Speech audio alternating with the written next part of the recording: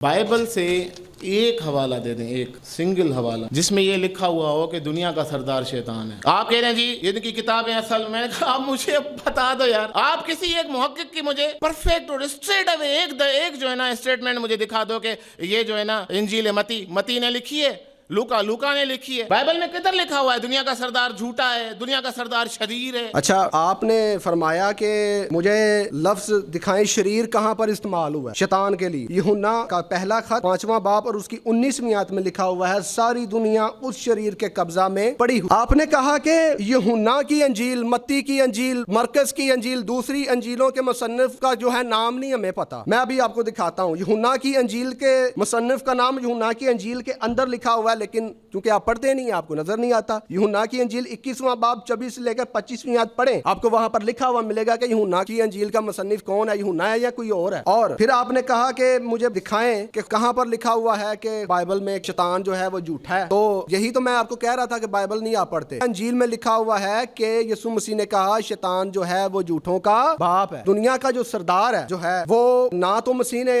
اپنے آپ کو کہا ہے اور نہ ہی مسیح کے لیے پوری بائبل مقدس میں دنیا کا سردار جیسا ٹائٹل استعمال ہوا ہے، اور نہ ہی پاکرو کے لیے استعمال ہوا۔ بائبل مقدس کا تواتر ہے، اور میں آپ کو بتاتا ہوں، جوڈائزم کا مطالعہ کریں نا تو جوڈائزم میں ہمیں پتا چل جاتا ہے کہ ان کا بھی یہ ماننا تھا ربیوں کا کہ شیطان جو ہے وہ دنیا کا سردار ہے، ٹھیک ہے۔ اور جب خداوند یسوع المسیح نے کہا نا کہ اب دنیا کا سردار مجرم ٹھہرایا گیا ہے، تو شاگرد جو ہیں وہ سمجھ رہے تھے، کیونکہ وہ کیا تھے؟ یہودی تھے۔ وہ یہودی تھے اور وہ سمجھ رہے تھے کہ بات کس کے بارے میں ہو رہی ہے۔ اور ایک اور بات آپ کو سمجھاتا چلا جاؤں کہ مسیح کے شاگرد جب انہیں کوئی بات سمجھ نہیں نہ آتی تھی تو وہ کہتے تھے مسیح ہمیں سمجھا، یہ مسیح آپ کس کے بارے میں بات کریں، اس تمثیل کی ہمیں سمجھ نہیں آئی، مسیح ہمیں یہ تمثیل سمجھا۔ لیکن یہاں پر جب مسیح نے کہا نا کہ دنیا کا سردار مجرم ٹھہرایا گیا ہے، دنیا کا سردار نکال دیا جاتا ہے، تو شاگرد یہودی تھے، وہ سمجھ رہے تھے کہ کس کے بارے میں مسیح بات کر رہے ہیں۔ اگر نہ سمجھ رہے ہوتے تو انہوں نے کہنا تھا کہ مسیح ہمیں سمجھا یہ دنیا کا سردار کون ہے جو مجرم ٹھہرایا گیا۔ لیکن انہیں پتا تھا کہ یہ ٹائٹل جو ہے یہ شروع سے چلتا آ رہا ہے دنیا کا سردار۔ جوڈائزم سے بھی ثابت ہے، ان کی تالمود سے بھی ثابت ہے کہ یہ جو ہے لقب دنیا کا سردار شیطان کا ہے۔ یہودیوں کے مطابق مسیح کے شاگرد یہودی تھے، انہوں نے بھی ایکسپٹ کیا کہ واقعی اس کی بات ہو رہی ہے۔ اور پھر جو ہے بات رہ جاتی ہے اسلام کی۔ اب میں آپ کو ایک حدیث پڑھاتا ہوں تاکہ آپ کو بھی پتا چل جائے کہ